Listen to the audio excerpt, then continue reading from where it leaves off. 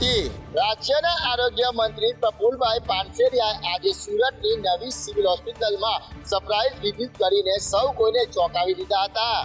રાજ્ય કક્ષાના આરોગ્ય મંત્રી પ્રફુલભાઈ પાનસેરિયાએ આજે વહેલી સવારે સુરતની નવી સિવિલ હોસ્પિટલની આકસ્મિક મુલાકાતને લઈને સમગ્ર વહીવટી તંત્રમાં ફફડાટ ફેલાવી દીધો હતો। કોઈ પણ પૂર્વ જાણકારી કે સત્તાવાર કાફલા વગર સીધા જ ઇમરજન્સી વોર્ડમાં પહોંચી ગયેલા મંત્રીએ હોસ્પિટલની ગ્રાઉન્ડ રિયાલિટી તપાસ કરી હતી। આ મુલાકાતનો મુખ્ય ઉદ્દેશ છેવાડાના માનવીને મળતી આરોગ્ય સેવાની ગુણવત્તા ચકાસવાનો અને કર્મચારીઓની સમસ્યાનો નિકાલ કરવાનો હતો।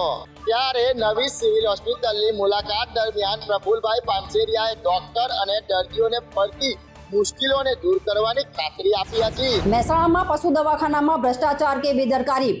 हैदरी चौक પાસે આવેલા પશુ દવાખાનામાં જીવદયા પ્રેમીઓએ દરોડો પાડ્યો અને એક્સપાયરી ડેટ વાળી દવાઓનો મોટો જથ્થો ઝડપી પાડ્યો છે। મહેસાણા શહેરની અંદર અગાઉ 1.5 વર્ષ પહેલા પશુપાલન સરકારી હોસ્પિટલની અંદર એક્સપાયરી ડેટની દવાઓનો મોટો પ્રમાણમાં જથ્થો પકડાયો હતો, જેના કારણે ડોક્ટર મકવાણાએ બદલી થઈ હતી। પરંતુ આ બધાના મુખ્ય જિલ્લા પશુપાલન અધિકારી અમીને જણાવ્યું હતું કે પોતાનો લૂલો બચાવ કરીને દર વખતે છટકી જાય છે, પણ આ વખતે આજરોજ જે પ્રકારે જીવદયા પ્રેમીએ મહેસાણા हैदरी चौक स्थित पशुपालन હોસ્પિટલની અંદર ઓચિંતી દવા ચેક કરવા જતા ચાર્જના ડોક્ટર સોનલબેન ચૌધરી, ડોક્ટર વીકે મેવાડા અને અન્ય ડોક્ટર ત્યાં આગળ મીટિંગના નામે બેઠેલા હતા। જ્યાં ટેબલ ઉપર એક્સપાયરી ડેટની દવા મળતા અમો સાહેબશ્રીને પૂછવા જતાં તેમણે જણાવ્યું કે આ દવા સેમ્પલ ક્યાંથી આવી અમને ધ્યાન નથી। આ ચોક્કસ એક્સપાયરી ડેટની દવાનો ઉપયોગ ક્યાં થતો હશે તેની પણ તપાસ બેઠેલા ડોક્ટર વિકી મેવાડા, જેમનો ચાર્જ તાવડિયા હોસ્પિટલ ખાતે છે। જીવદયા પ્રેમીઓની સતર્કતાના કારણે ફરી આ કૌભાંડ બહાર આવ્યું છે। ત્યારે વારંવાર પુનરાવર્તિત થતી આવી ઘટનાઓ સામે હજુ પણ તંત્રનું પેટનું પાણી નથી હલી રહ્યું। ત્યારે જીવદયા અબોલા જાનવરો સામે રમત રમાતા તત્વો સામે કડક કાર્યવાહી કરવાની માંગ ઉઠી છે। ગાંધીધામમાં કોન્ટ્રાક્ટરને 25 લાખનો દંડ ફટકારવામાં આવ્યો છે। રસ્તાના કામમાં વિલંબ થવાના કારણે કમિશનરે કાર્યવાહી કરી છે। ગાંધીધામ અનેક વિકાસ કામો ચાલી રહ્યા છે, તે દરમિયાન રોડ રસ્તાના કામો સમય મર્યાદામાં પૂરા નહીં કરવા બદલ તેમના વિરુદ્ધ કાર્યવાહી કરવામાં આવી છે। ગાંધીધામ મહાનગરપાલિકાના કમિશનર મનીષ ગુરવાણીએ અંકિતા કન્સ્ટ્રક્શન કંપનીને 25 લાખનો દંડ ફટકારવામાં આવ્યો છે। આપને જણાવી દઈએ કે મહાનગરપાલિકાએ ટેન્ડર સાથે ગત નવેમ્બર માસના અંતિમ સપ્તાહમાં ગળપાદર સહિતના 7 જેટલા રસ્તાનું કામ આ કંપનીને સોંપવામાં આવ્યું હતું, જેમાંથી 2 માર્ગનું કામ પૂરું કરી દેવામાં આવ્યું છે, જ્યારે 3 કામ હાલ ચાલુમાં છે। જો કે 2 રસ્તાના કામ હજુ પણ શરૂ થઈ શક્યા નથી, જેને લઈને કોન્ટ્રાક્ટર વિરુદ્ધ કાર્યવાહી કરવામાં આવી છે। કોન્ટ્રાક્ટરનું પેમેન્ટ હાલ પૂરતું સ્થગિત કરી દેવામાં આવ્યું છે, સાથે તેમને નોટિસ ફટકારીને આગામી 1 મહિનાની અંદર રોડ રસ્તાનું કામ પૂરું કરવા માટેની તાકીદ કરવામાં આવી છે। અંકિતા કન્સ્ટ્રક્શન કંપનીને નોટિસ ફટકારીને તેનું પેમેન્ટ સ્થગિત કરવામાં આવ્યું છે, સાથે જ રસ્તાનું કામ ઝડપથી પૂર્ણ કરવા માટે તાકીદ પણ કરવામાં આવી છે। સોમનાથમાં અમૃત પર્વને લઈ તૈયારીઓ હવે અંતિમ તબક્કામાં પહોંચી છે। પીએમના આગમન પૂર્વે રાજ્યના નાયબ મુખ્યમંત્રી હર્ષ સંઘવી સોમનાથ ખાતે આવી પહોંચ્યા છે। પીએમના રોડ શો અને જાહેર સભા સ્થળ સહિત સોમનાથ મંદિર ખાતેના કાર્યક્રમોની તૈયારીની સમીક્ષા કરી હતી। તો બીજી તરફ સોમનાથના આકાશમાં વાયુસેનાના દિલ ધડક એર શો રિહર્સલને નિહાળી ભક્તો અને પ્રવાસીઓ મંત્રમુગ્ધ બન્યા છે। સોમનાથ અમૃત પર્વને લઈને દેવભૂમિમાં ઉત્સાહનો માહોલ જોવા મળી રહ્યો છે। નાયબ મુખ્યમંત્રી હર્ષ સંઘવીએ હેલીપેડથી હમીરજી સર્કલ સુધી પીએમ મોદીના રોડ શો રૂટનું પગપાળા નિરીક્ષણ કર્યું હતું। સુરક્ષા, ટ્રાફિક, પાર્કિંગ અને બેરિકેટિંગ તેમજ જાહેર સુવિધાઓ અંગે અધિકારીઓને જરૂરી સૂચનાઓ આપવામાં આવી હતી। ગરમીને ધ્યાનમાં રાખીને માર્ગ પર પાણી અને છાશની વ્યવસ્થા કરવા તંત્રને તાકીદ કરવામાં આવી હતી। સાગર દર્શન ખાતે યોજાયેલી ઉચ્ચ સ્તરીય બેઠકમાં વિવિધ વિભાગોને સંકલન સાથે કામગીરી પૂર્ણ કરવા સૂચનાઓ આપવામાં આવી હતી। જાહેર સભા સ્થળે આરોગ્ય સેવાઓ વધુ મજબૂત બનાવવા માટે પણ ખાસ ભાર મૂકવામાં આવ્યો હતો। આ તરફ સોમનાથના આકાશમાં ભારતીય વાયુસેનાની સૂર્ય કિરણ ટીમ દ્વારા દિલ ધડક એર શોનું રિહર્સલ યોજાયું હતું। રંગબેરંગી સ્મોક સાથે આકાશમાં કરતબ દર્શાવતા વિમાનોને જોવા માટે મોટી સંખ્યામાં લોકો ઉમટી પડ્યા હતા। પીએમ મોદીના આગમન પૂર્વે સમગ્ર સોમનાથમાં અનેરો ઉત્સાહ અને ઉમંગનો માહોલ સર્જાયો છે। એક તરફ સુરક્ષા અને વ્યવસ્થાની ચુસ્ત તૈયારીઓ તો બીજી તરફ ભવ્ય એર શો અને ઐતિહાસિક અમૃત પર્વને લઈ લોકોમાં ભારે ઉત્સાહ જોવા મળી રહ્યો છે. સોમનાથ હવે 11 મેની ઐતિહાસિક ક્ષણને આવકારવા માટે સંપૂર્ણપણે સજ્જ બન્યું છે. વડાપ્રધાનના જામનગર આગમનને લઈને સમગ્ર શહેરમાં ઉત્સાહનો માહોલ જોવા મળી રહ્યો છે. પીએમના સ્વાગત માટે શહેર સજ્જ બની રહ્યું છે. જામનગર એરપોર્ટ સ્ટેશનથી લઈને લાલ બંગલો સર્કિટ હાઉસ સુધીના સમગ્ર રૂટ પર ચુસ્ત પોલીસ બંદોબસ્ત ગોઠવી દેવામાં આવ્યો છે. વહીવટી તંત્ર દ્વારા પીએમના રૂટ પરથી રોડની બંને બાજુ મજબૂત બેરિકેડ કરવામાં આવ્યું છે. ત્યારે ટ્રાફિક વ્યવસ્થા અને કાર્યક્રમ સ્થળોની ઉચ્ચ અધિકારીઓ દ્વારા સતત સમીક્ષા કરવામાં આવી રહી છે. પીએમના આગમનને ધ્યાનમાં રાખીને સુરક્ષા એજન્સીઓ પણ એલર્ટ મોડ પર મુકાઈ ગઈ છે. ડેપ્યુટી સીએમ હર્ષ સંઘવીએ પણ જામનગર પહોંચી પીએમના રૂટની રૂબરૂ મુલાકાત લઈ અને અધિકારીઓ સાથે સમીક્ષા બેઠક યોજી તૈયારીઓને માહિતી મેળવી હતી. ખાસ કરીને પીએમ મોદી જામનગરની જનતાનું અભિવાદન ઝીલી શકે તે માટે માર્ગ પર વિશેષ સ્ટેજ તૈયાર કરવામાં આવ્યા છે.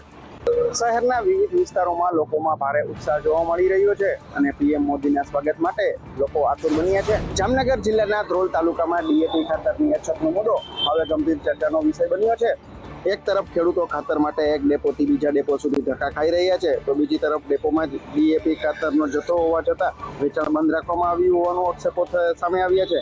સંદેશ ન્યૂઝના સ્ટિંગ ઓપરેશનમાં ધ્રોલ તાલુકા સહકારી ખરીદ વેચાણ સંઘના સંચાલક દ્વારા કેમેરા સામે એવું કહેવામાં આવ્યું હોવાનું સામે આવ્યું છે કે ખાતર છે પરંતુ હાલ વેચાણ નથી કરવું.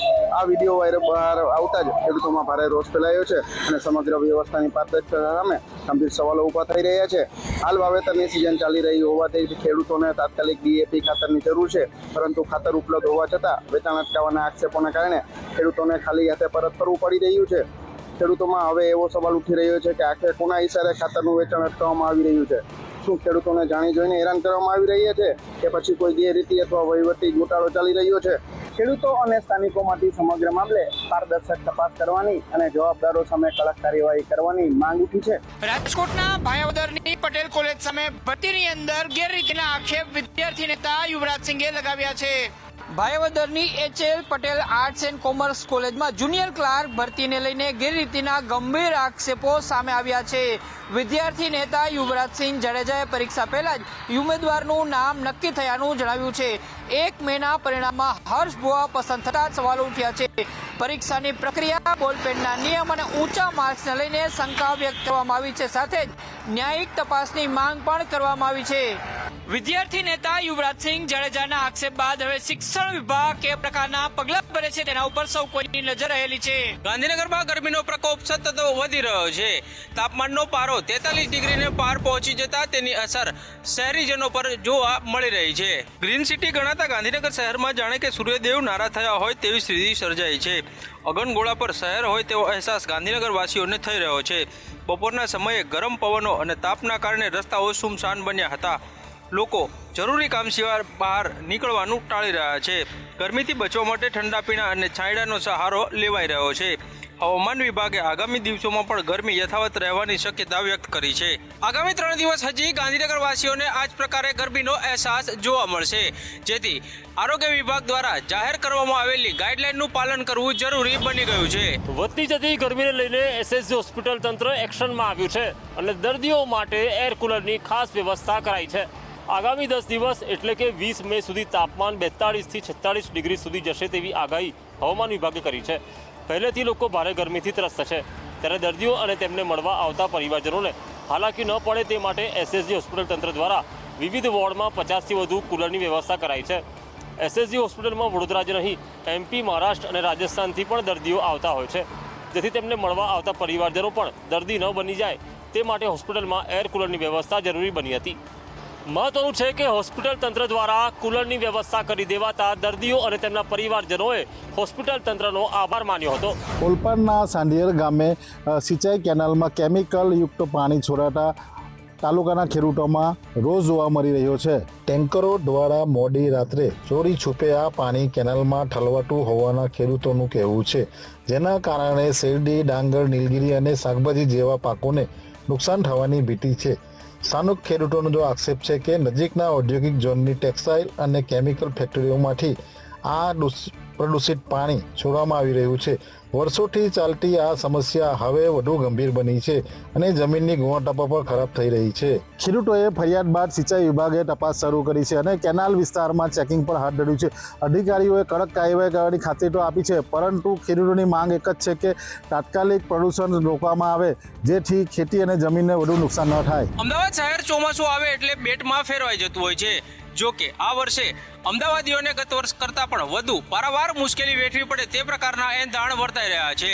અત્યાર સુધી નેતાઓ ચૂંટણી પ્રચારમાં વ્યસ્ત રહ્યા અને મ્યુનિસિપલ કોર્પોરેશનના અધિકારીઓ પોતાની સુસ્તીમાં મસ્ત રહ્યા હતા, જેના પરિણામે પ્રી મોન્સૂન કામગીરી અત્યારે સાવ અદ્ધરતાલ જોવા મળી રહી છે. શહેરમાં દર વર્ષે પાણી ભરાતા હોય તેવા 142 જોખમી સ્પોટ આઈડેન્ટિફાઈ કરવામાં આવ્યા હતા. આશ્ચર્યની વાત એ છે કે તેમાંથી માત્ર 30 જગ્યાએ જ સ્ટ્રોમ વોટર લાઇનની કામગીરી પૂર્ણ થઈ છે, જ્યારે હજી પણ 110 જેટલી જગ્યા એવી છે કે જ્યાં ચોમાસું જળબંબાકારની સ્થિતિ સર્જાશે તે નક્કી છે. ખાસ કરીને પૂર્વ અમદાવાદના બાપુનગર વિસ્તારમાં સ્થિતિ અત્યંત દયનીય છે.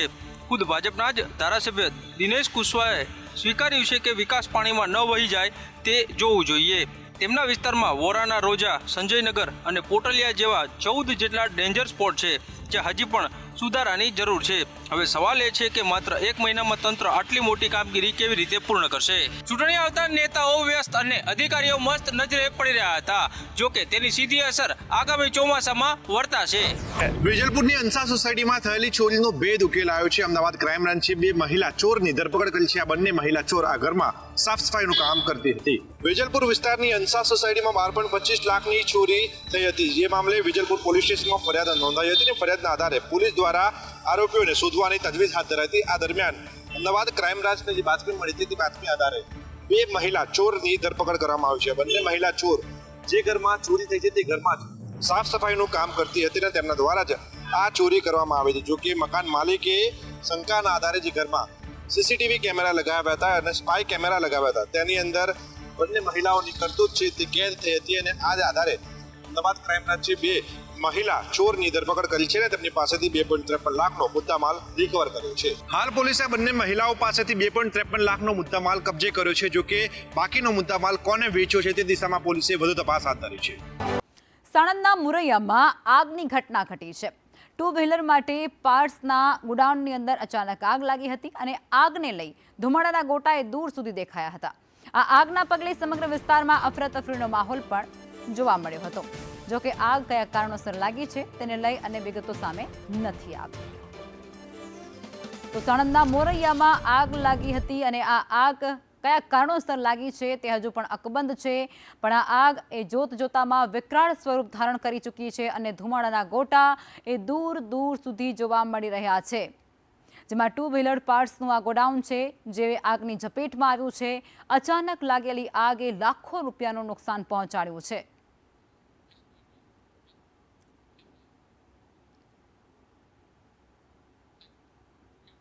સુરતના ઓલપાડમાં તસ્કરોનો આતંક પણ સામે આવ્યો છે. દિલાડ ગામે ઇન્ડસ્ટ્રીયલ વિસ્તારમાંથી બાઇકની ચોરી કરી, જેમાં ગોલ્ડન ઇન્ડસ્ટ્રીયલ પાસે પાર્ક કરેલી એક બાઇક જે લઈ અને તેઓ ફરાર થઈ ગયા. ચોરે બાઇક પર આવી અને ચોરીની ઘટનાને અંજામ આપ્યો. ચોરીની સમગ્ર ઘટના એ ત્યાં લગાવવામાં આવેલા સીસીટીવી કેમેરામાં કેદ થઈ છે. પોલીસે આ સીસીટીવી ફૂટેજના આધારે તપાસ હાથ ધરી છે. તો સુરતના ઓલપાડના દેલાડ ગામે બાઇક ચોરીની ઘટના સામે આવી છે અને એ ઘટના આખી સીસીટીવી કેમેરામાં કેદ થઈ છે, જેમાં બાઇક પર આવેલા 2 શખ્સો, જેમાંથી એક શખ્સ એ બાઇકની ચોરી કરતો સ્પષ્ટપણે આ કેમેરામાં કેદ થયો છે. જોકે પોલીસ દ્વારા આ મુદ્દે તપાસ પણ હાથ ધરવામાં આવી છે. દેલાડ ઇન્ડસ્ટ્રીયલ વિસ્તારમાંથી બાઇકની ઉઠાંતરી કરાઈ છે. ગોલ્ડન ઇન્ડસ્ટ્રીયલના પાર્કની અંદર આ ગાડી એ મૂકવામાં આવી હતી અને ત્યાં અચાનક 2 તસ્કરો ત્યાં પહોંચી જાય છે. બાઇક પર આવેલા આ બંને તસ્કરોમાંથી એક તસ્કર એ આ બાઇકની ચોરી કરીને ત્યાંથી ફરાર થતું હોય તેવું સીસીટીવી કેમેરામાં કેદ થવા પામ્યું છે.